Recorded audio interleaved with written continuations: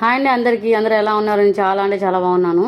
ఏ వంటైనా నేను చాలా ఖచ్చితంగా అయితే చేయగలుగుతాను. అంటే ఎలా అంటే ఎక్కువ వేస్ట్ కాకుండా ఎంత చేయాలో అంతే చేయగలుగుతాను. కానీ సాంబార్ విషయానికి వచ్చే కొద్దీ ఎంత ఖచ్చితంగా చేద్దాం వేస్ట్ కాకుండా అన్నా కానీ కొంచెం ఎక్కువ అవుతుంది సాంబారు. అది కూరగాయలు వేయడం వలన ఏమో మళ్ళా కూరగాయలలో నేను మునక్కాయలు, ముల్లంగి, క్యారెట్ తప్ప 3 తప్ప ఇంకేమైతే వేయను. కానీ సాంబార్ ఎక్కువ అవుతుంది. ఇంకా లేట్ ఎందుకు, సాంబార్ ఎలా చేద్దామో చూద్దాం రండి. కందిపప్పు అయితే కడిగి పెట్టుకొని టమోటా, పసుపు, ఉప్పు అయితే పెట్టుకొని కుక్కర్లో 3 విజిల్లు అయితే పెట్టేసిన. ఒక పక్క బియ్యం కడిగి పెట్టేసి బియ్యం అయితే అన్నం పొయ్యి మీద పెట్టేసాను. అన్నాక 10 నిమిషాలు పక్కన గిన్నె అయితే పెట్టి ఆయిల్ వేసి ఆయిల్ వేడెక్కాక దాంట్లో ఆవాలు, కరివేపాకు, ఎండుమిర్చి అయితే వేసినాను. ఆనియన్స్ వేసి తెల్లగడ్డ వేసి కొద్దిసేపు అయితే వేయించుకొని టమోటా అయితే వేయలేదు. ఆల్రెడీ మనం కందిపప్పులు ఉడికించుకున్నాం కదా. కరెంట్ అయితే పోయిందండి, అందుకే కొంచెం మబ్బుగా ఉంది. ఇప్పుడు కరెంట్ అయితే కరెంట్ అయితే వచ్చేసింది.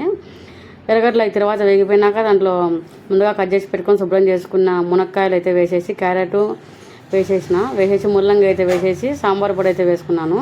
కొద్దిసేపు అయితే సాంబార్ పొడి పచ్చివాసన పోయేంత వరకు వేయించుకొని కల్లుప్పు అయితే వేసి ముందుగా కందిపప్పు అయితే ఉంది కదా, ఆ ఉడికించే కందిపప్పును అయితే ఎనిపేసి సాంబార్లో వేసేసి నానబెట్టే చింతపండు అయితే పులుపుకు తగినంత అయితే వేసుకున్నాను. సాంబార్లోకి తగినంత కొద్దిగా వాటర్ అయితే వేసేసుకొని కొద్దిగా కొత్తిమీర అయితే కానీ వేసేసుకున్నాను. వేసుకొని రసంలో కానీ సాంబార్లో కానీ చిటికడంత బెల్లం వేసుకుంటే చాలా టేస్ట్ అయితే వస్తుంది. చిటికడంత బెల్లం అయితే వేసి మూత అయితే పెట్టేసుకున్నాను. ఈ గ్యాప్లో మీరు గమనించారో లేదో నేను సాంబార్ గిన్నె అయితే మార్చేసినాను. ఎందుకంటే సాంబార్ అంతా ఉడికేటప్పుడు కింద పడి గ్యాస్ పై అంతా పాడైపోతుంది అనేసి శ్రవలోకి అయితే మార్చేసినాను నేనైతేను.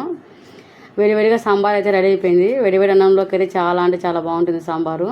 అలా నేను ఏ కూరైనా కరెక్ట్గా చేయగలుగుతా, కానీ సాంబార్ మాత్రం కరెక్ట్గా చేయను. కొంచెం అట్లో ఇటో మిగులుతుంది. Bye friends.